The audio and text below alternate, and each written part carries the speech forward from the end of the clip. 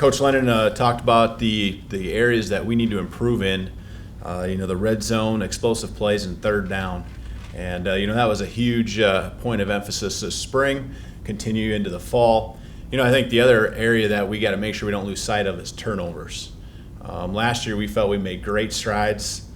We turned the ball over 17 times, and that's a little closer to the mark that you want to be at for a season. I think we can still be better, but in 7 games last year we had 1 or less turnovers. So we want to keep making strides. We don't want to lose sight of that because that can win or lose you a game pretty quickly. The other areas, that they're really not measurable. We just need to develop a personality, a mentality, with a little more aggressiveness to it. And that comes with confidence. That comes with guys playing together, feeling comfortable with what they're doing. And, that's where we got to get to this fall. We got to get in fall camp. We got to get our first stringers ready to go.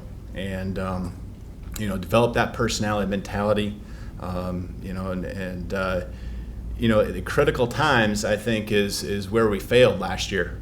Many times we were in those battles that Coach Lennon talked about, but we just failed to make that score, that could put us up and get us over the hump. Or maybe we had that last drive of the game. I can think of a couple times during the season, the last drive of the game, where we had a chance to tie or win it, and we just, we couldn't come through. And so being great in the critical times in our conference, as you know, being as tough as it is, we get a lot of those opportunities. So that all falls into the mentality and personality kind of category.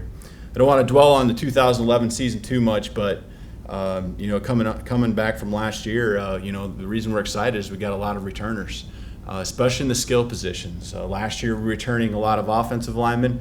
This year it's a little bit more in the skill positions. Really at the end of the year we were starting 2 freshmen, 2 sophomores, and 2 juniors at the skill positions. So all those guys return. Now obviously Jewel is not with us, but we have some quality running backs that will fill in nicely there. In the last 4 games, we've scored over 30 points a game, and we want to build on that. We felt like we had some momentum there, and obviously there's a few new faces going into the spring, but we need to build on that success that we had at the end. And a lot of that was, I think, Corey Faulkner, feeling comfortable. He got thrown in the fire there. I think, his first start was against the national champs, against NDSU. And that's not easy. The first 3 games, I think, were against some of the toughest teams in the conference. And so I think the way he finished showed that there's a lot of promise for him and his ability to lead our team. This year now, we're going to build on that. But I think, we're going to be built a little bit different because of it. Up front, offensive line-wise, we graduated a couple quality players, Brian Bomer, David Pickard. We have, a few guys that have some experience. Starting kind of with that position, Rich Wilson has been moved from right tackle to left tackle, and he's a quality player. It's probably been overlooked over the years, just because of how good Brian Bomer and David Pickard were. But he's a quality football player. He's going to anchor our left side, working across. The other guy with a lot of experience that started the season for us and ran into some injury midway through is Jesse McMullen. Big, strong guy. Will play right guard. For us last year, and we'll assume that position early in camp here. The other 2 guys that have a lot of experience through the last year or 2, Eric Bergman, who will be a center guard for us. He'll be a senior, and Tanner Crum, who ended up starting quite a few games for us the last half of the season as a true freshman. And so, hopefully you see a big improvement in him from year 1 to year 2. The other guys that are from within the program that are competing for spots are Corey Bomer. He's been playing a lot of guard, but we're going to also have him double up and play some tackle for us. And Clayton Melville, and those 2 guys are young guys that are coming up through our program. You look at them, they got some good size, and we just need to keep developing those guys. We brought in 3 new players from last year's team that you wouldn't know, and one of them is Nate Haremza. And he's been at left guard. He was one that came in here for spring ball. Pretty much played that position all through the spring. You look at him size-wise, and he's a good-looking player. Now it's just a matter of him picking up the schemes and picking up the familiarity with the guys that are next to him, and continue to develop. Victor Craven is going to be a guy that's at right tackle. He's a 6'5", 6'6", 310-pound offensive tackle that's got the size. He's got the ability. Now it's just a matter of getting him to fit in and learn everything as well. A lot like Nate. Josh Tenero is a guy we brought in here this summer. He's a center and a guard, and he'll kind of be that dual position player that we need up front in the offensive line. So we really have 9 guys that are going to be competing for the 5 spots. There's some youth in there. There's some guys with some experience, and we just need to bring that all together there at the offensive line. The running back position is still a position that we feel is a strength for us. Steve Struther and Muku Koloko returned for their senior year. Very versatile running backs, both of them are. Guys that we continue to try to figure out how to get the ball in their hands in space. I think that's an area of focus from the offensive staff each and every day when we're meeting. And then we picked up Mikhail McCall, from the University of Iowa here, and he was with us this spring as well. And we're excited about what he brings to the table. Much bigger back, comes probably more of a pro style type guy. But I think he's very versatile in what he can do too. He has some good speed for his size. There's no question about that. The tight end position and fullbacks. Michael Pruitt was a freshman last year. By the end of the season, he was our go-to guy, and he developed, and we kind of pushed him along throughout the year. We have big expectations for him in a lot of different ways, as a blocker, as a receiver, as a leader, and we just need to really have him step up right away now that he's got that year under his belt. Dalton Morgan and Adam Feeney are two tight ends that are also very good. Adam's a little younger and progressing and developing, but he's a 6'7" player that stands out when you walk on the football field. He's got good hands, and Dalton, I think the big thing with him is just staying healthy, and he's going to be a huge plus for us. He can be a very good player, very multi-dimensional as well. So at fullback, Ray Agnew and Rick Hicks bring a lot of experience to our fullback position. I think they're both very physical. They run well. They're pretty quick, but they can do the things that you need a fullback to do. I think the thing with our group right now is we're trying to get our tight ends and fullbacks to be able to play kind of both positions. We don't have a lot of numbers there, but slowly, you see like Rick Hicks. He's become a very good fullback, and now he's taking more reps at tight end. You see some of our tight ends moving around and motion in the backfield, kind of like you'd see a fullback do. And so those guys, as they've learned the system, as they've learned the techniques, you see them doing more things within the offense. The wide receiver position, last year, I guess with these skill guys as a whole, I think we counted that we had 20 to 22 receptions. So I think it was 22 receptions returning from the running backs, tight ends, receivers. This year, I think we're about 125 to 130. And so you kind of go to bed at night feeling a little more comfortable about the experience that returns there, because there were some rough times. We made some plays, but just the consistency, wasn't there week in and week out. And we feel, the explosive plays need to become, a bigger part of what we do, mainly because we have more experience. And those guys are good athletes, along with our tight ends and running backs. Stephen McKinney, a year ago, we moved him to receiver. You think about all the snaps he's taken now going into his sophomore year as a receiver, 400 this spring. We have some high expectations, and we're trying to find ways to get him the ball in space, because he still is got a lot of that running back ability, making guys miss. But he's committed himself to being a receiver. And we're certainly seeing the strides that he's made there. He's a sophomore. John Lance is going to be a junior, and David Lewis will be a senior. And those three guys were players that were on the field quite a bit for us a year ago, and they all return. Luke Staniford and Carl Harris are also seniors that return, that are certainly competing, at that wide receiver position, have been around in the program for a while now.